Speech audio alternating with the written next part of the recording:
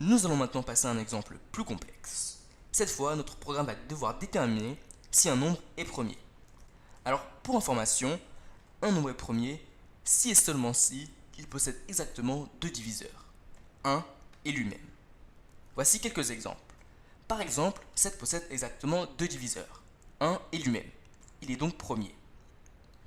10 possède 4 diviseurs, 1, 2, 5 et lui-même, et il n'est donc pas premier. 13 a également 2 diviseurs et est donc premier. Et enfin 9 a 3 diviseurs, 1, 3 et 9, et ils n'ont pas premier. Maintenant que vous avez compris ce qu'était un nombre premier, nous allons passer au code. Tout d'abord, on a besoin d'une boucle for et d'un inDoInput pour récupérer le nom de l'utilisateur. Nous allons avoir besoin de 3 variables. Une première variable qui va contenir le nombre total de diviseurs, que l'on va donc utiliser à la fin. On la met à 0. Une deuxième variable qu'on va appeler testDiviseur et qu'on va incrémenter. Elle va donc passer de 1 à 2, 3, 4, 5 jusqu'à 7 et qui va contenir tous les diviseurs à tester. Et enfin une dernière variable qui est la limite de notre recherche et que l'on met à nombre. Je vais utiliser une variante un peu plus optimisée de ce programme qui utilise deux propriétés mathématiques. Premièrement, dans notre cas, les nombres seront supérieurs ou égaux à 2. Cela veut forcément dire que notre nombre aura au moins deux diviseurs, 1 et lui-même. On va donc directement mettre nombre diviseur à 2. De même, on va mettre testDiviseur à 2 vu qu'on n'a plus besoin de tester pour 1. On va également modifier limite recherche grâce à une autre propriété. À partir de la moitié d'un nombre, il n'y a plus de diviseur. Par exemple, pour 10, au-delà de 5, il n'y a plus de diviseur. Et pour 15, au-delà de 8, il n'y a plus de diviseur. On va donc mettre limite recherche à nombre divisé par 2. Et on n'oublie pas le moins 1, vu qu'on commence à 2 au lieu de 1. On va donc pouvoir commencer notre boucle sur les diviseurs.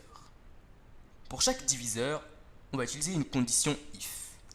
Si le nombre est divisible par le diviseur actuel, alors on va incrémenter le total.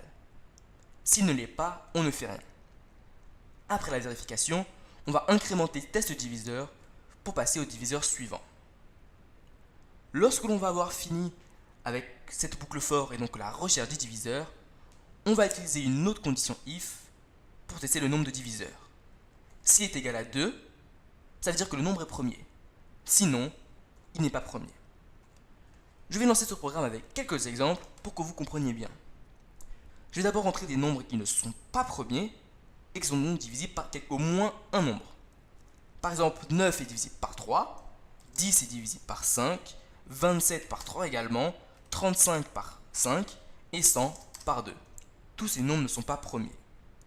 Maintenant, je vais rentrer d'autres nombres, 2, 7, 13, 47 et 101, qui sont premiers car ils n'ont exactement que deux diviseurs, 1 et eux-mêmes.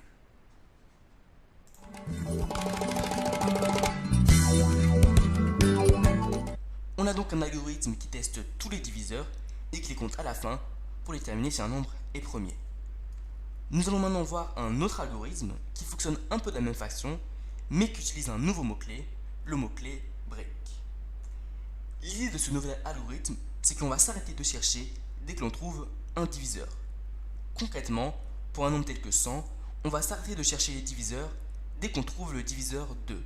C'est-à-dire qu'on ne va pas chercher d'autres diviseurs de 100 comme 5, 25 ou 50. Non, on va s'arrêter dès qu'on trouve que 100 est divisible par 2. Dans ce cas-ci, on peut dire que puisqu'on a un autre diviseur que 1 et 100, le nombre n'est pas premier. On va donc avoir le même algorithme, donc une boucle for et un inDoInput, et les mêmes variables, testDiviseur et limite de recherche.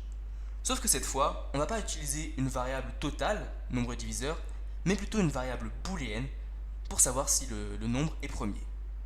On va donc d'abord considérer que le nombre actuel est premier tant qu'on n'a pas prouvé le contraire. On fait toujours une boucle sur tous les diviseurs et une condition. Cette fois-ci, dès que l'on trouve un diviseur, on va mettre est premier à faux. Vu qu'on a trouvé un diviseur, le nombre n'est pas premier. Et ce qu'on va vouloir faire, c'est entre guillemets casser la boucle. On va vouloir ne pas tester tous les autres diviseurs et passer directement à la suite. Pour cela, on utilise le mot-clé break. On n'oublie pas d'incrémenter la variable test diviseur dans le cas où on n'a toujours pas trouvé de diviseur et qu'on veut passer à la suite. Quand on a fini de chercher les diviseurs, on utilise donc la variable est premier dans une condition pour déterminer si le nombre est premier. Et dans le cas contraire, on affiche que le nombre n'est pas premier et on précise pourquoi. Je vais maintenant lancer le programme avec les mêmes valeurs que dans l'exemple précédent. Donc si je mets 9, le programme me répond qu'il est divisible par 3, 10, 27, 35 ou 100. À chaque fois, ce ne sont pas des nombres premiers et on a une justification. Par contre, si je mets des nombres comme 2, 7, 13, 47 et 101, tous ces nombres sont premiers.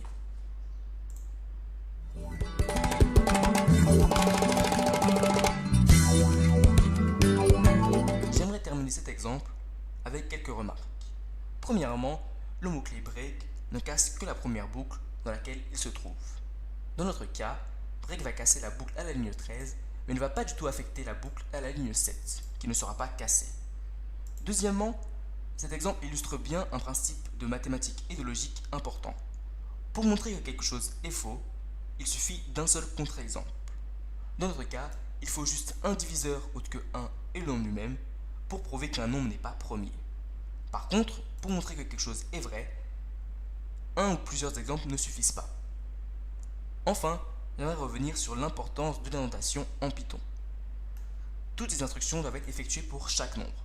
C'est pour ça qu'elles sont indentées en dessous de la boucle for. Pareil pour la boucle for sur les diviseurs, toutes les instructions sont indentées avec un deuxième niveau d'indentation pour tester chaque diviseur. Même chose pour la condition if, les instructions à faire dans ce cas sont encore indentées et il y a 3 niveaux d'indentation. L'indentation est très importante pour le sens de votre programme. Si je change l'indentation de cette ligne, le programme ne veut plus du tout dire la même chose et est faux. Pour finir, j'aimerais faire quelques remarques. Il est important de noter qu'il y a beaucoup d'autres algorithmes beaucoup plus efficaces pour trouver des nombres premiers. Il y a par exemple le crible d'Eratosthène qui est assez rapide et dont nous parlerons dans une future vidéo. De plus, le problème de la recherche de nombres premiers est toujours d'actualité, notamment dans le domaine de la cryptographie avec le fameux système RSA. La définition d'un algorithme qui trouve beaucoup de nombres premiers dans un temps assez court est un problème non résolu depuis des siècles.